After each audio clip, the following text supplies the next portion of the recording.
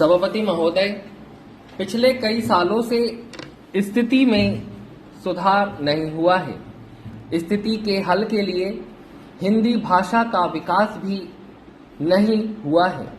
यह संशोधन केवल हिंदी भाषी क्षेत्रों पर ही लागू होता है।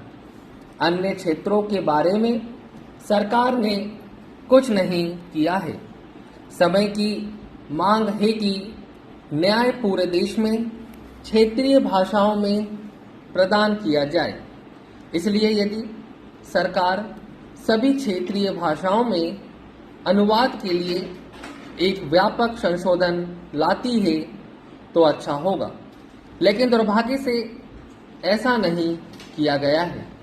मेरे मत से भारत सरकार और सरकारी संस्थाओं को भाषा के संबंध में कोई एक आधारभूत नीति अपनानी चाहिए। कोई भी भाषा उन लोगों पर थोपी न जाए जो उस भाषा को ग्रहण करने के लिए अभी तैयार नहीं है। भाषा तथा भाषा के बीच किसी प्रकार का भेदभाव नहीं होना चाहिए। भाषा के संबंध में कोई अनिवार्यता नहीं होनी चाहिए। विभिन्न भाषाई लोगों के मध्य अनावश्यक बाधाएं न हो। त्रिभाषा सिद्धांत सर्वसम्मति से स्वीकार किया गया था। दुर्भाग्य से संसद द्वारा दिए गए वचन को कार्य रूप में लागू नहीं किया गया। इससे कठिनाइयां उत्पन्न हुई। आज भी हिंदी भाषी क्षेत्रों के हमारे मित्रों ने दक्षिण की भाषाओं को नहीं सीखा है। मुझे मालूम है कि आखिरकार हिंदी राष्ट्र की भाषा होगी, इसका कोई विकल्प नहीं है, लेकिन साथ ही अंग्रेजी को भी बने रहना है। हमें आने वाली लंबी अवधि तक अंग्रेजी को राजभाषा के रूप में स्वीकार करना है।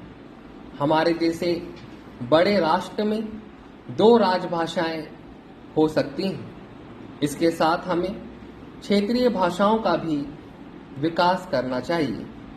वे क्षेत्रीय भाषाएं हैं, किंतु हमने उन्हें राष्ट्रीय भाषाओं के रूप में उनके महत्व के कारण स्वीकार किया है। आज हम अधिक से अधिक संकुचित और संकीर्ण विचारधारा वाले बन रहे हैं। भाषा तो केवल बातचीत का एक माध्यम है। भाषा लोगों के लिए है, लोग भाषा के लिए नहीं बने। अतः भाषा के प्रश्न को प्रतिष्ठा का प्रश्न नहीं बनाया जाना चाहिए। मंत्री महोदय को यह घोषणा करनी चाहिए कि वे संविधान की 8वीं अनुसूची में सम्मिलित सभी भाषाओं में संविधान के अनुवाद का कार्य शुरू करेंगे। भारत के लोगों को अपनी भाषा में अपना संविधान जानना चाहिए।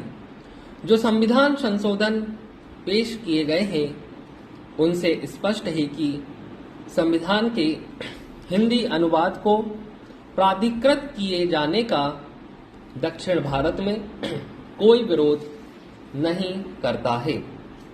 संविधान के हिंदी अनुवाद को जल्दी पूरा किए जाने की आवश्यकता के संबंध में सभी एकमत हैं। हम हिंदी को 2 संपर्क भाषाओं में से एक के रूप में स्वीकार करते हैं, परंतु यही समय है जबकि हम में से प्रत्येक को आत्म परीक्षण करना चाहिए। हिंदी की संस्थाएं उतनी हिंदी पुस्तकों का प्रकाशन नहीं कर रही हैं जितना उन्हें करना चाहिए।